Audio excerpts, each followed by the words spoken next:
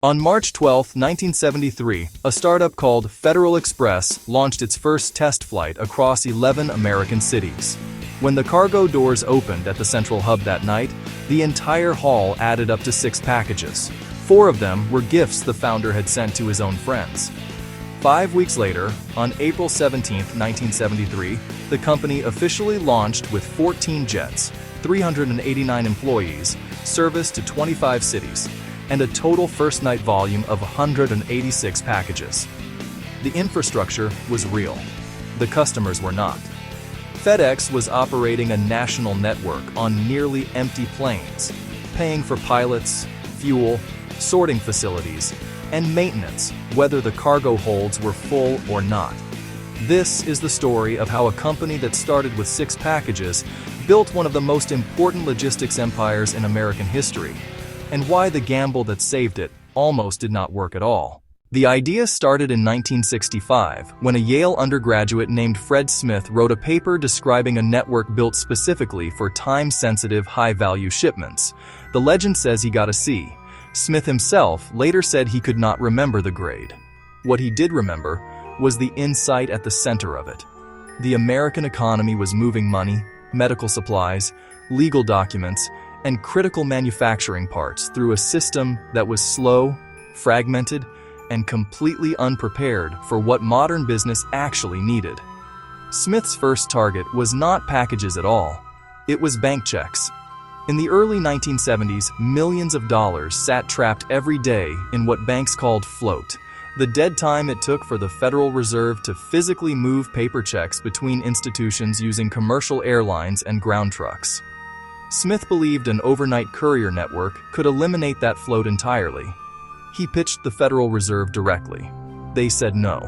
That rejection forced the first real pivot. If the Federal Reserve would not use the network, private industry would.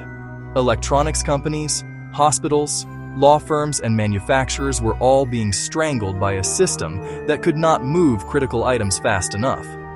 Smith believed he could sell them something they did not yet know they needed: the promise that a package sent tonight would arrive tomorrow morning. Not probably, not likely, guaranteed. To make that guarantee real, he had to throw out the way airlines had always worked.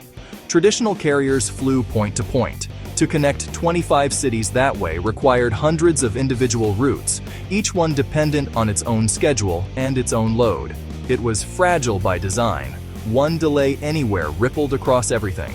Smith's solution looked strange on paper. Every package, no matter where it was going, would first fly to a single central hub in Memphis, Tennessee. It would be sorted by hand in the middle of the night and then loaded onto a plane headed to its final destination. A package going from New York to Chicago would fly south to Memphis and then north again. It seemed like madness, but the math made it work. Every city only needed one connection, to the hub. The entire network could be controlled, sorted, and guaranteed from a single point. Memphis made sense for reasons beyond geography. It sat near the population center of the country, rarely suffered the kind of severe winter weather that grounded planes elsewhere, had an airport authority willing to support the operation, and had hangar space available immediately. It was the right city at the right moment. The moment that gets told, most often, is the one that came when FedEx had just $5,000 left in its corporate account and a $24,000 fuel bill due. General Dynamics and other suppliers were threatening to ground the fleet. Fred Smith flew to Las Vegas with the last $5,000 and came back with $27,000 after a night at the blackjack tables. He has told this story himself in interviews. The $27,000 bought 3 days. What actually saved the company was what happened in those 3 days. Smith used the breathing room to close an $11 million funding round from institutional investors who had watched the network survive long enough to believe it could work. The blackjack win did not save FedEx. It kept the lights on just long enough for the investors to save it. Volume began climbing. By late 1975, FedEx had introduced public drop boxes, making it easier for businesses to use the service without scheduling a pickup. Daily volume crossed 19,000 packages. In fiscal year 1976, the company recorded its first full year of profit, a modest $3.6 million in net income. The network was working. Then it hit a wall that had nothing to do with operations or customers. Federal regulations at the time restricted all cargo carriers to aircraft with a maximum payload of 7,500 pounds. FedEx had been flying modified Falcon jets, small and efficient, but nowhere near large enough for the volume the business now demanded. They needed industrial aircraft. The law said no. On November 2, 1977, President Jimmy Carter signed Public Law 95-163, which deregulated domestic air cargo a full year before passenger airlines were deregulated.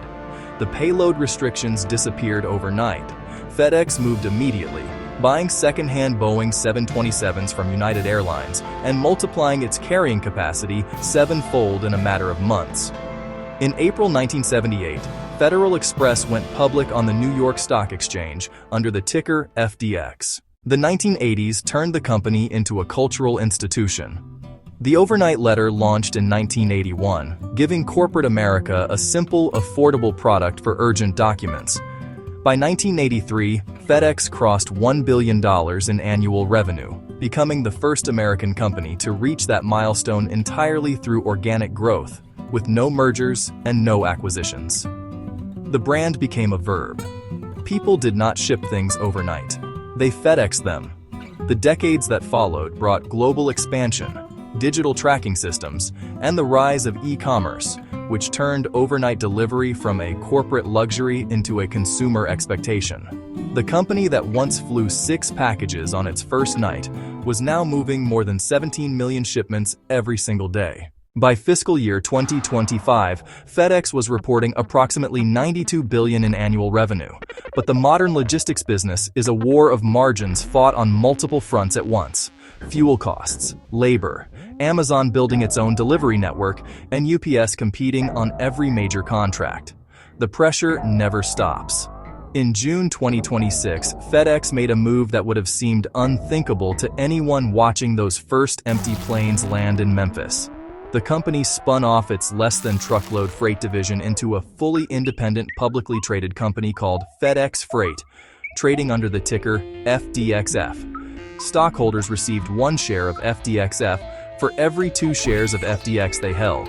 FedEx retained 19.9% of the new company, with plans to divest that stake within 2 years. The logic was straightforward. Moving heavy industrial freight between 150 and 10,000 pounds requires a completely different business model than delivering a time-definite overnight parcel. Separating them lets each company focus on what it actually does best. Fred Smith built FedEx on a single belief: that the modern economy would eventually value time more than cost. That businesses would pay a real premium for the certainty that something sent tonight would be there tomorrow morning. More than 50 years later, as FDX and FDXF trade independently on the New York Stock Exchange, that belief has been proven correct more times than anyone could have calculated in 1973. The network started with 6 packages. The empire it became was never really about the packages at all. It was about the promise attached to them. FedEx spent 50 years making the world smaller. The next 50 years will decide whether it can stay ahead of a world that expects everything faster than overnight.